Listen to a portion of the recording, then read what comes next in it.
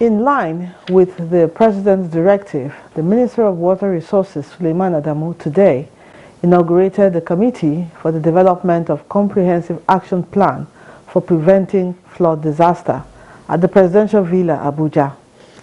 The committee, which has a 90-day ultimatum, includes ministers and permanent secretaries of water, environment, humanitarian, agriculture, transportation, health, works and housing, representatives of selected states, among others. The committee, which will not be limited to members mentioned above, according to Suleiman Adamu, who is also the chairman, has its terms of reference to include access and review plans and policies on management of flood disaster, identify and work with critical stakeholders in flood disaster management, carry out technical evaluation of information obtained from the assessment, and more. Well, this will form the focus of our discussion on the program Nigeria Today, where we will be discussing the topic, Action Plan on Flood Prevention. I am Lydia Udijochi. Welcome to the program.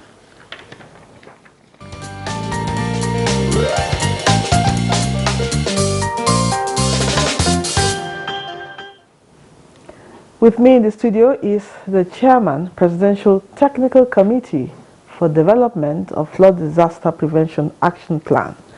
He is also the Director General, National Water Institute, Professor Emmanuel Adanu.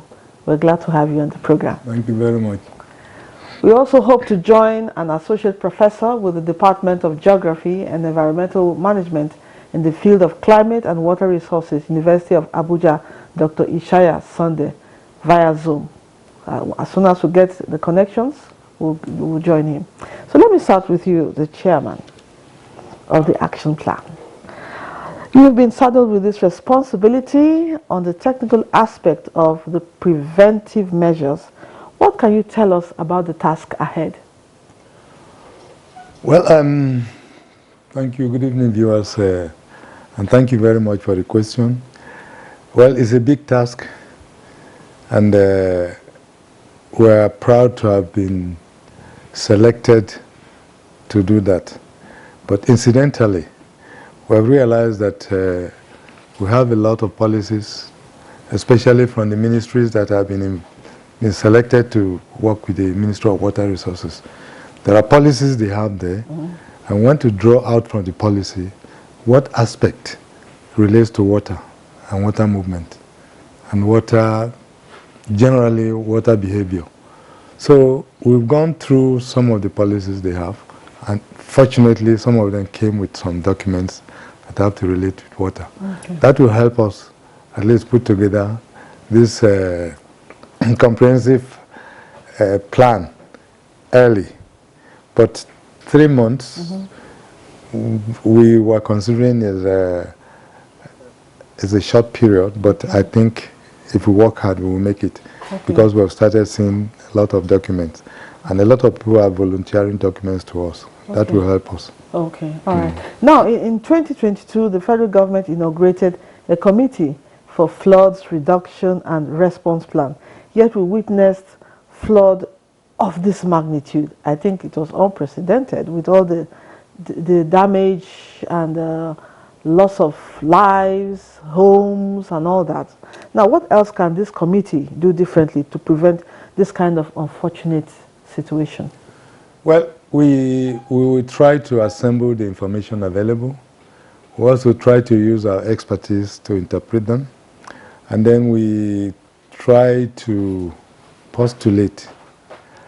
Now, flood incidences are not something you can completely eradicate. Okay. Because sometimes flooding can be very beneficial. Because that's the way the earth washes its body and all those things. So flooding is not too bad. If you put up a structure to withstand a certain magnitude that you have probabilistically identified, like statistics, if it comes beyond that, you're already in problem. Okay. So if we have been doing some constructions based on a certain level of flood returns, you call it return period. If it is 100 years before, we do a certain kind of arrangement to make sure that floods we have seen only once in 100 years. We know the magnitude and we plan towards it. But now we have to raise that. Okay. We may have to look for flood of more than that, maybe 100 years, 1,000 years, or this. Because any flood can come anytime. Okay. Then whatever structure you think you have put based on your calculations and predictions may not work. But there are certain things we can do to make sure that if such floods come, the configuration of our drainage in the country will be such that it can accommodate a large quantity of that and hold it back. Because most of the floods, or almost all floods you see, are based on drainage. Okay. The movement of water through tracks that have been established and those tracks that never before had the opportunity of having water flowing through. Okay. So if you can contain this and you study it very well, then you can make certain arrangements to make sure that the volume of water coming through such channels will be minimized and be held back. All right. Yeah. Now, in the past, we have had situations where the issue of dredging has been actually suggested as a means of reducing flooding. Well, we had it over and over again, but what's happening concerning that area? Dredging.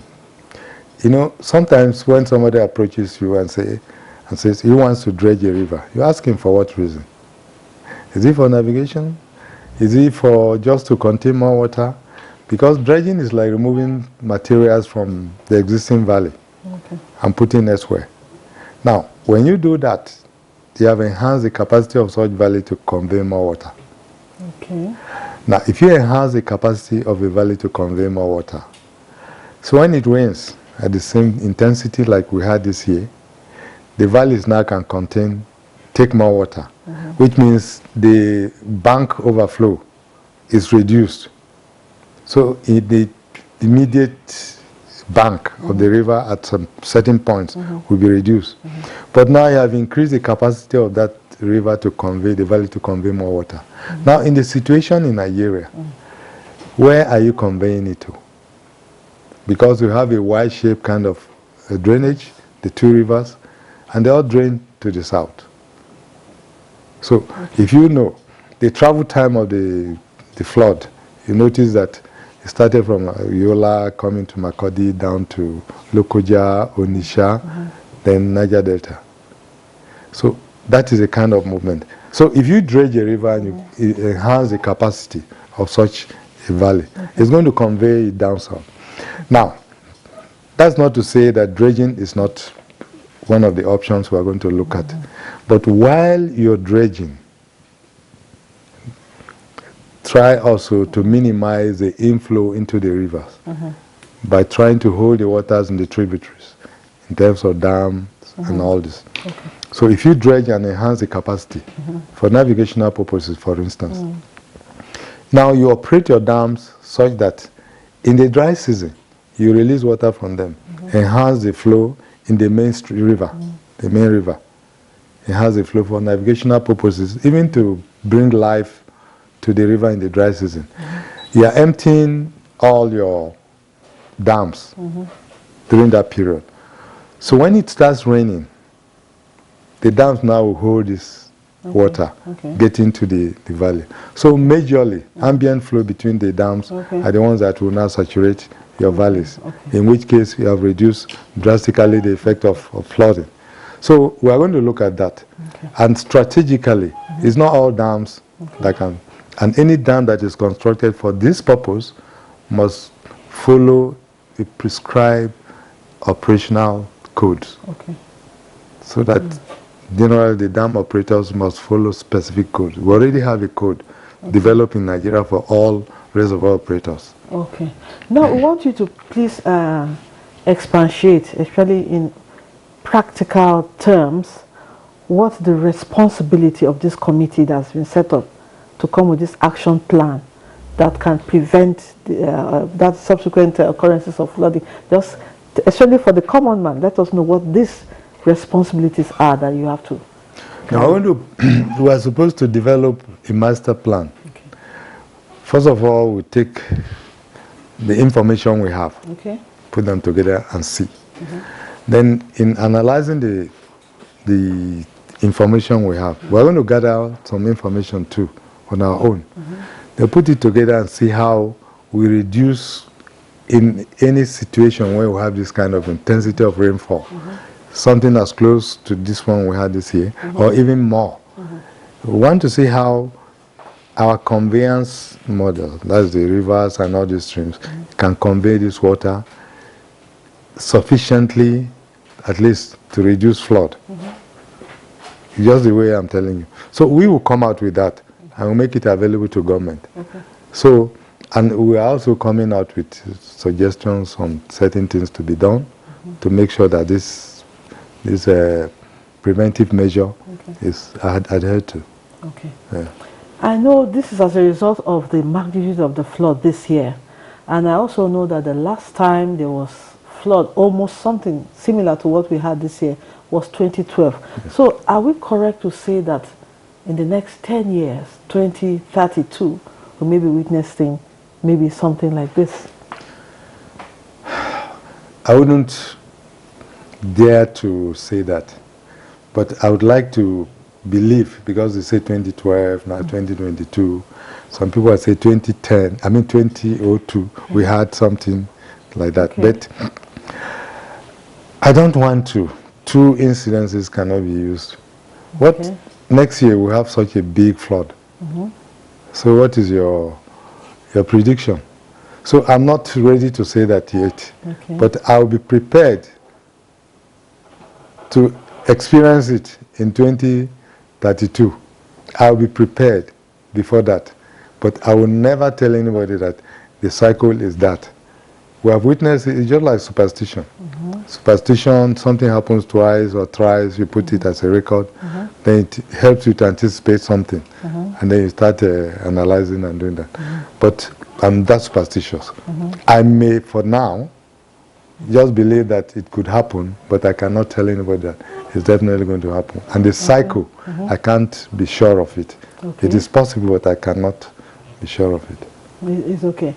Now, we'll take a break now and hear from a cross-section of Nigerians on the topic for discussion as put together by our correspondent, Suleiman Abdul Wahab.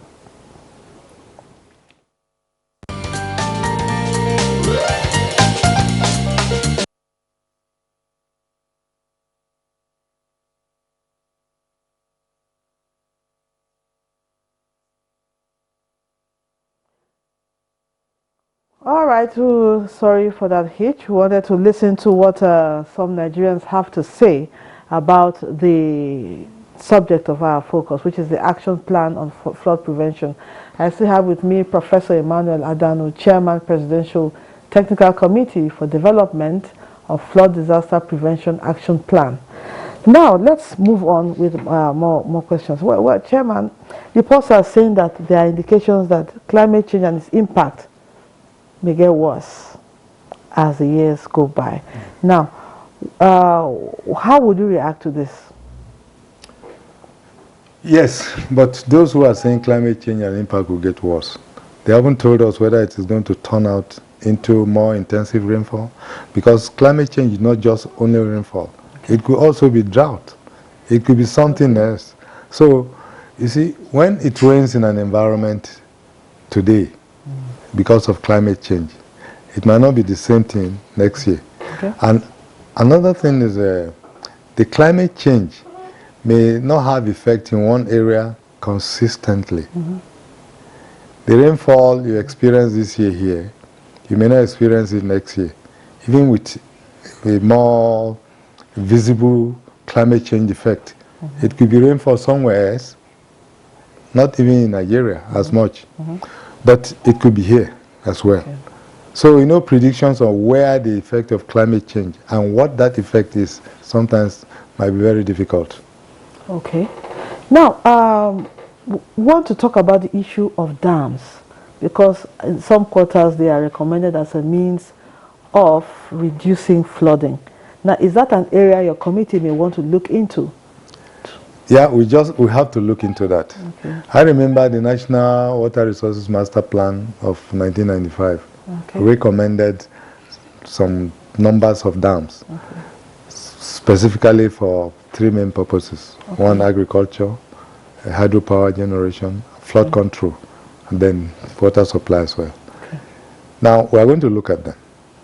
Okay. And we have done some simulations of the floods within Nigeria between 2013 and 2022. Okay. And we have noticed a trend.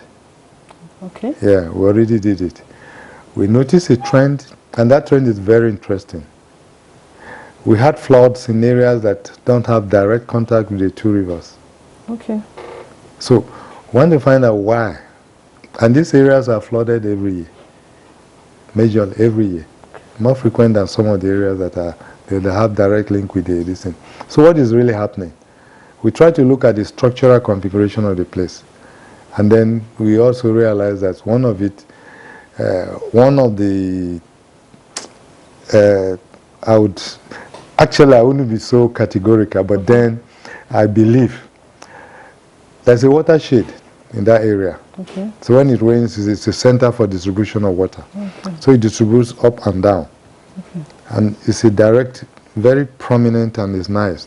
So we're going to look at that very carefully. Okay. And in that environment, if we have dams that exist in those areas, we'll try to see how we'll operate those dams sufficiently to reduce flood, if they are contributing to the flooding. Okay. Yeah. All right. Now, there are other places, too, that other areas that dams have been recommended for construction. Okay. Yeah. So we'll look at them. Dams are very expensive. Yeah, but I don't know which is better. You lose lives and money and all these things for not doing certain things. And if you do them, you save the same. Because a lot of people say dams are expensive, yes. But you can construct smaller dams. Okay. Just to collectively serve the purpose a major dam can do, a big dam can do. So I'm going to look into those because of money, the involvement of finance in construction of dams. So we are looking at smaller dams too. If they are located on tributaries that pay tribute to the main, in terms of water resources, to the main rivers, we are going to look at them too and see whether those dams can help. All right, it seems like as the years go by, climate change and all that, there's global warming, there's more water in circulation, definitely. Now, what about the issue of relocating water? Is it possible to move it to, for instance, Lake Chad that has been drying up? Is it possible? Yeah, it is possible. But finance, and sometimes the location, where you want to take the water from. The people, like the transfer that they've been talking about, is to come from Congo. Okay. Congo, because Congo is, I think, is the most resourceful, I think the second most resourceful environment in the world in terms of basins. Okay. They have a lot of water. They take trillions and trillions of cubic meters of water into the sea every day, every year. Fresh water. So they intend to take water from there and move all the way to Lake Chad. Okay. You need the money. The technology is available. The money is a problem. Well, the diplomacy to allow Congo to allow the water been taken from there. We need that one too. Then the track, when it's passing through another country, also we need the permit. It is there. Other sources are there. But if you get all the permits to take the water, and you have funds available to take the water from Congo into Lake Chad, the construction period, well, approximately is about maybe 10 years. 10 years? Yeah. Okay. Then the first drop of water may come after 10 years. That's just being... So between now and then, the Lake Chad is drying. So what would you do? So, and when it starts going there, it will take several years also to fill to the level that you can recognize that the sustainability of the water is there. So we give ourselves 15 to 20 years to have any effect at all if it starts today. Okay. If you start the construction today. Okay. That's the kind of, because the Lake Chad was a very big lake. It was. Yeah, so Filling it up will not be easy because there are two parts of it. The northern part and the southern part of the Lake Chad. One is very deep, another is a bit shallow. Okay, now looking at the benefits, long-term and short-term benefits of these action plans, can we hear them? One, the action plan, if you read it carefully, is to prevent disaster. So short-term is disaster prevention, long-term is disaster prevention. Now, some of the actions that we might, after assessing all the information we get, might be some economic values to some of the structures we intend to put in place, like agriculture, like power generation, even water supply in some environments. So if there are dams, then we can also, if possible, direct flood from certain areas to other areas that can be used for agricultural purposes. So this will come into play. So better short-term, long-term, we intend to have a situation where the flooding incidents can also be beneficial. It's not just to look at put benefit into it. Okay, now let's go back and take the special package by my colleague Abdul Wahab Suleiman.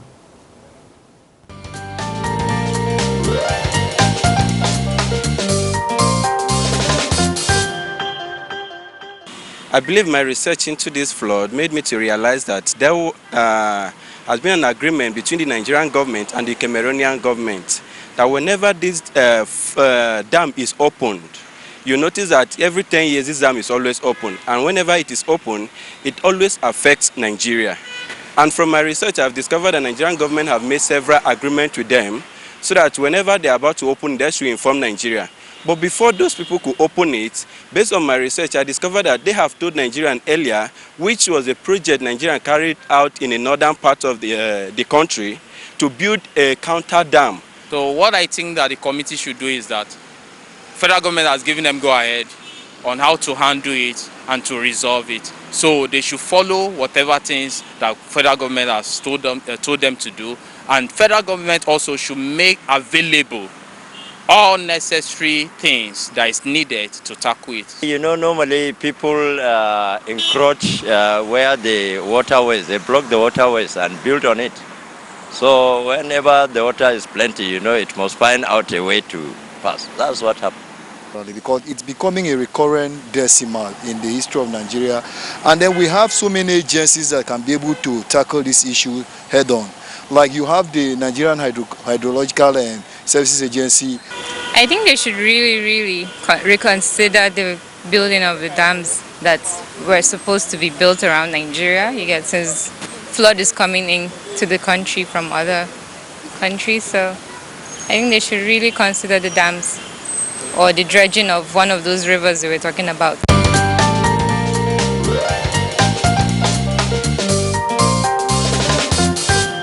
You heard what Nigerians had to say. They had their own feelings and sharing their own thoughts. How would you react to them? Well, as a round up briefly. Okay, one say that they release their water from the dams every 10 years, which is not true. Okay.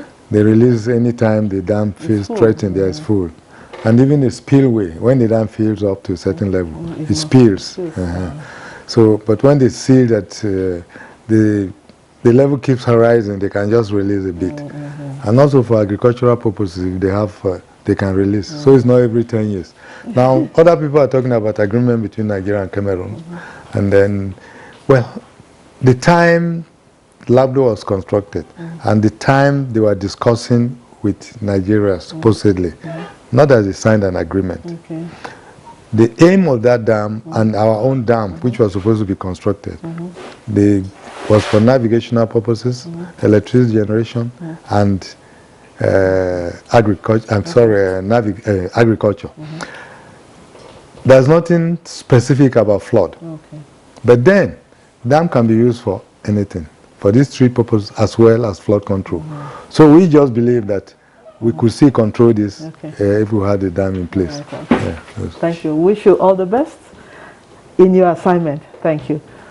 That's Nigeria Today, and special thanks to my guest, Professor Emmanuel Adano, Chairman, Presidential Technical Committee for for development of flood disaster prevention action plan. I really appreciate your time here with us. Thank you very much. We wish you could have joined Dr. Ishaya Sunday, an Associate Professor, Department of Geography and Environmental Management, University of Abuja, but unfortunately we couldn't join him. But still, Prof did justice to the topic.